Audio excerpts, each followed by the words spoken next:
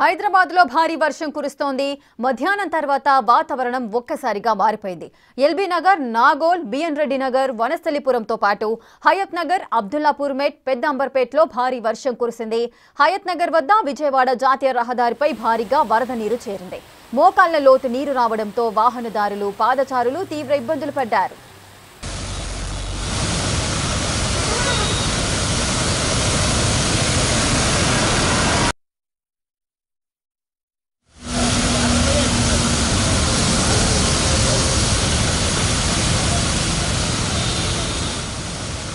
ఇక మధ్యాహ్నం తర్వాత హైదరాబాద్ లో వాతావరణ పరిస్థితులు ఒక్కసారిగా మారిపోయాయి. మధ్యాహ్నమే సాయంత్రం అయిందా అన్న కోణంలో కూడా చీకట్లన్నీ కూడా కమ్ముకున్నాయి. భారీ వర్షం కూడా కురుస్తోంది. కొన్ని ప్రాంతాల్లో మోస్తరు నుంచి భారీ వర్షాలు అయితే నమోదయ్యాయి.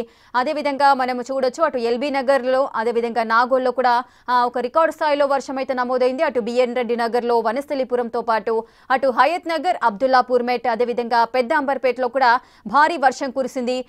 హయత్ నగర్ వద్ద కూడా జాతీయ రహదారిపై, విజయవాడ జాతీయ రహదారిపై భారీగా వరద నీరు కూడా చేరింది. దీంతో మోకాళ్ల లోతు నీరు రావడంతో అటు వాహనాలపైన వెళ్లే వాహనదారులు కానీ, పాదచారులు కానీ తీవ్ర ఇబ్బందులు పడ్డారు.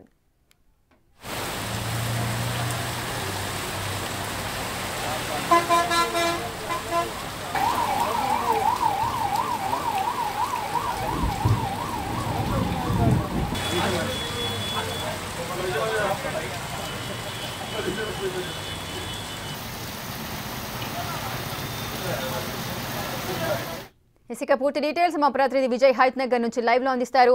విజయ్, హైదరాబాద్ లో ఉన్నట్టుండిగా ఇంత భారీ వర్షం నమోదు కావడానికి గల కారణాలేంటి? వాతావరణ నిపుణులు ఏం చెప్తున్నారు? రేఖ, ఒక్కసారిగా మధ్యాహ్నం నుంచి కురుస్తున్నటువంటి వర్షాల కారణంగా పూర్తిగా హయత్ నగర్ అంతా కూడా నీట మురిగినటువంటి పరిస్థితి కనిపిస్తా ఉంది. ప్రజెంట్ చూసుకోవచ్చు, మనము హయత్ నగర్ సివిల్ కోర్టు వద్ద అయితే ఉన్నాము. పూర్తిగా నా మోకాళ్ళ లోతు వరకు కూడా నీళ్ళైతే వస్తా ఉన్నాయి. ఒక్కొక్కటిగా కాదు, పూర్తిగా ఇటు సివిల్ కోర్ట్ అంతా కూడా ఇదంతా నీట మునిగినటువంటి పరిస్థితి కనిపిస్తా ఉంది. రోడ్డుతో పాటు అలాగే ఇక్కడ ఉన్నటువంటి డిపో ఏదైతే హయత్ నగర్ డిపో ఉందో, డిపోలో కూడా పెద్ద ఎత్తున వరద ఉధృతి అయితే కొనసాగుతున్నటువంటి పరిస్థితి కనిపిస్తా ఉంది. విజువల్స్ లో చూడొచ్చు, ముఖ్యంగా ద్విచక్ర వాహనాల పైన వస్తున్నటువంటి వారు కావచ్చు, సో ఇటు ఆటోలో ప్రయాణిస్తున్నటువంటి వారు కావచ్చు, పూర్తి ఇబ్బందులకు గురవుతున్నటువంటి పరిస్థితి అయితే కనిపిస్తా ఉంది. సో మనం అసలు మోకాళ్ళ వరకు కూడా నీళ్ళని చూస్తా ఉన్నాము. ఇంత పెద్ద ఎత్తున ఇక్కడ ఎప్పుడు కూడా వరద ఆగలేదంటూ కూడా ఇక్కడ ఉన్నటువంటి స్థానికులు అయితే చెప్తా ఉన్నారు. పూర్తిగా అటు కోర్టు భవనంలోకి పూర్తిగా నీరు వెళ్ళినటువంటి పరిస్థితి అయితే కనిపిస్తా ఉంది.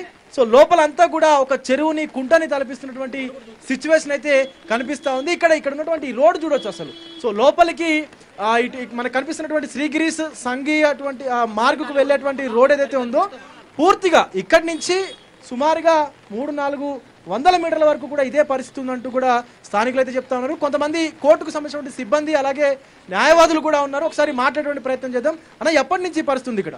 మనకు ఈ 2-3 గంటల నుంచి కంటిన్యూగా వర్షం పడడంతో రోడ్లు మొత్తం జామ్ అయిపోయి వర్షం కారణంగా కోర్టులో కూడా నీరు చేరి మన కోర్టు న్యాయమూర్తులకు కానీ, సిబ్బందికి కానీ, న్యాయవాదులకు కానీ, పోలీసు వారికి కానీ అందరికీ ఇబ్బంది కలిగింది. దాంతో వాళ్ళు హైదరాబాద్ వచ్చి వాళ్ళకి మాకు అందరికి సాయంగా అందించి న్యాయవాదులు అందరినీ, స్టాఫ్ ని, న్యాయమూర్తులు, కొంతమంది మహిళలు కూడా లోపల చిక్కుకున్నట్టుగా తెలుసు. మహిళలు కూడా అందరూ వాళ్ళు బయటికి రావడం జరిగింది, క్షేమంగా బయటికి తీసుకురావడం జరిగింది. ఈ వాటర్ ఏంటంటే డ్రైనేజ్ వ్యవస్థను మనం డ్రైనేజ్ వ్యవస్థను చక్కదిద్దుతూనే ఈ వాటర్ ప్రాబ్లం సాల్వ్ అవుతుంది. ఎందుకంటే ప్రతి వర్షం వచ్చిన వల్ల ఈ వర్షం నీరు నిలవడంతో డ్రైనేజ్ వ్యవస్థను పునర్వ్యవస్థీకరించాలి మొత్తానికి ఇక్కడ. సో చూస్తా ఉన్నాం కదా, కేవలం 2-3 గంటల నుంచి కురిసినటువంటి వర్షం కారణంగానే ఇలా ఉంటే పెద్ద ఎత్తున మరో 2-3 గంటల వరకు కూడా వర్షం వచ్చేటువంటి అవకాశం ఉందని చెప్పి వాతావరణ శాఖ అధికారులు చెప్తా ఉన్నారు. సో అది ఇంకా గట్టిగా వస్తే కనుక ఇబ్బందికరమైనటువంటి పరిస్థితులు ఉంటాయంటూ కూడా న్యాయవాదులు అయితే అభిప్రాయపడుతున్నటువంటి పరిస్థితి ఉంది. అన్న, ఎలా ఉంది ఇప్పుడు ఇక్కడ సిచ్యువేషన్? ఇప్పుడు సిచ్యువేషన్ చూసినట్టయితే చాలా దారుణంగా ఉన్నది. లోపల ఎటువంటి వర్క్ కూడా జరగదు. రేపు ఈ రోజు మా స్టాఫ్ ని బయటికి తీసుకురావడానికి మా పర్సనల్ వెహికల్స్ లో లేడీస్ ని మొత్తం బయటికి తీసుకురావడం జరిగింది, 30 మెంబర్స్ వరకు. ఇప్పుడు చూసుకున్నట్టయితే వాళ్ళకి నడవడానికి కానీ ఎటువంటి సౌకర్యం లేక ఒక చెరువు మాదిరి అయిపోయింది. ఇప్పుడు రేపు రావాలి అంటే బోట్ పెట్టుకొని రావాలి, లోపలికి వెళ్ళాలంటే బోట్ తీసుకొని రావాలి, అట్లాంటి సిచ్యువేషన్ అయింది. ఇట్లా ప్రతిసారి ఇదే జరుగుతుంది. గత 5 సంవత్సరాల నుంచి ఇదే ప్రాబ్లం మేము ఫేస్ చేస్తున్నాము. సెక్షన్ల దాకా నీళ్లు రావడం జరిగింది. రేపు కోర్టు నడుస్తుందా లేదా అనేది ప్రతి ఒక్కరు అదే డిస్కషన్ లో ఉన్నాం మేము. ఇప్పుడు మీరు మీడియా వాళ్ళు వచ్చి దీని రిలేటెడ్ చూపిస్తున్నారు. మేము అధికారులకు 5 ఇయర్స్ బ్యాక్ ఇంతకంటే ఎక్కువ వచ్చేసి వాటర్ వచ్చేసి ఫైల్స్ కూడా ఖరాబ్ అయిపోయినాయి, కేసెస్ పోయినాయి, అందరు చాలా మందికి డ్యామేజ్ కూడా అయింది. అయినా సరే ఎటువంటి ఏమంటారు గ్రో అనేది లేదు. ఇప్పుడు ఒక 1 hours 2 hours కే ఇంత జరిగింది. ఇంకో 2 hours 1 hour పడ్డది అనుకో మొత్తం కోర్టు మొత్తం ఇప్పుడు కూడా సేమ్ రిపీట్ అవుతుంది. ఆ 5 years బ్యాక్ ఏదైతే జరిగిందో ఫైల్స్ పోవడము, నానిపోవడము, అంత డ్యామేజ్ కావడము, అవన్నీ ఏ విధంగా అయితే జరిగిందో అదే విధంగా జరిగే అవకాశం ఉంది. కాబట్టి దీని మీద త్వరగా చర్య తీసుకొని ఏదైనా సొల్యూషన్ చేస్తే బాగుంటుందని అధికారులకు ఎప్పుడైనా చెప్పారా? మరి మీరు మేము చాలా సార్లు చెప్పినాం సార్. ఆల్రెడీ పర్మనెంట్ బిల్డింగ్ కోసం మా ప్రెసిడెంట్ గారిగిన ఇప్పుడే లా సెక్రటరీ గారిని కలవడం జరిగింది. ఇంకా ఇదివరకు అయితే చాలా అది ఉండే, ఈ సార్ వచ్చినాక ఇగో ఇది ఏపీయడం ర్యాంపు మోడం ప్రభాకర్ గారు రావడంతో ఈ ర్యాంప్ వేపించడం వల్ల ఈ వాటర్ ఇంకా లోపలికి పోలేదు. ఇది లేకుంటే కోర్టు మొత్తం ఫైల్స్ అన్ని మునిగిపోతుండే. ఇక ఇది ఎంతో వర్షాలు వస్తాయనే ఉద్దేశంతో ఒక 1 month బ్యాక్ ఇది వేపించింది ఇదంతా హైట్ ఈ ప్రభాకర్ గారు.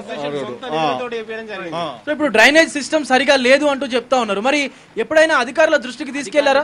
తీసుకెళ్ళాం మేము. అధికారుల దృష్టికి తీసుకున్న వాళ్ళు డ్రైనేజ్ వ్యవస్థను మార్చా అని చెప్పారు. ఆ డ్రైనేజ్ వ్యవస్థను పర్మనెంట్ గా నీళ్లు పోయే విధంగా మార్చాలి దాన్ని. ఇప్పుడు గత 5 సంవత్సరాల నుంచి కూడా ఇదే అంటే ఇది ఇట్లనే ఉంది సిచ్యువేషన్ అంటున్నారు. చెరువు ఉండడంతో ఇబ్బంది అవుతుంది. చెరువు ఉండడంతో మన వాటర్ అంతా ఇల్లు కట్టడంతో, కాలనీలో ఇల్లు కట్టడంతో వాటర్ అంతా బ్లాక్ అయిపోతుంది.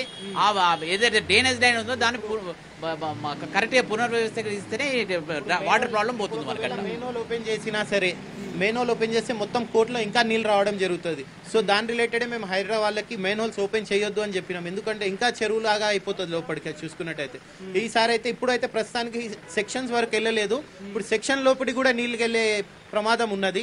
సో అధికారులకి మేము మీ మీడియా గురించి ముందు వినవించుకునేది ఏంటి అంటే తొందరగా మీరు యాక్షన్ తీసుకుంటే మా అందరికి చాలా హెల్ప్ఫుల్ గా ఉంటది. And thank you for the media people for showing what ever is happening over here. Right, చూస్తా ఉన్నాం కదా, సుమారుగా మన మోకాళ్ళ లోతు వరకు కూడా నీళ్ళు అయితే ఇక్కడ నిలిచిపోయినటువంటి పరిస్థితి కనిపిస్తా ఉంది. హయత్ నగర్ కోర్టు ఆవరణలో పూర్తిగా ఇటు హైడ్రా సిబ్బంది కావచ్చు, అలాగే ఇక్కడ ఉన్నటువంటి జిహెచ్ఎంసీ సిబ్బంది కావచ్చు, పూర్తిగా ఇక్కడ ఉన్నటువంటి మ్యాన్ హోల్స్ ని ఓపెన్ చేసి, సో ప్రతి మ్యాన్ హోల్ దగ్గర ఒక ఉద్యోగి అంటే ఒక సిబ్బంది కూడా నిల్చొని ఉన్నారు. ఎందుకంటే ప్రమాదవశాత్తు ఎవరైనా వచ్చి ఆ మ్యాన్ హోల్లో పడేటువంటి అవకాశం కూడా ఉంటుంది. కాబట్టి ప్రతి మ్యాన్ హోల్ దగ్గర ఒక్కొక్క పర్సన్ కూడా నిల్చున్నటువంటి పరిస్థితి అయితే కనిపిస్తా ఉంది. అన్న, ఎంతమంది సిబ్బంది ఉన్నారు ఇక్కడ? మీరు ఇప్పుడు ఇక్కడ 4-5 టీమ్స్ ఉన్నాయి.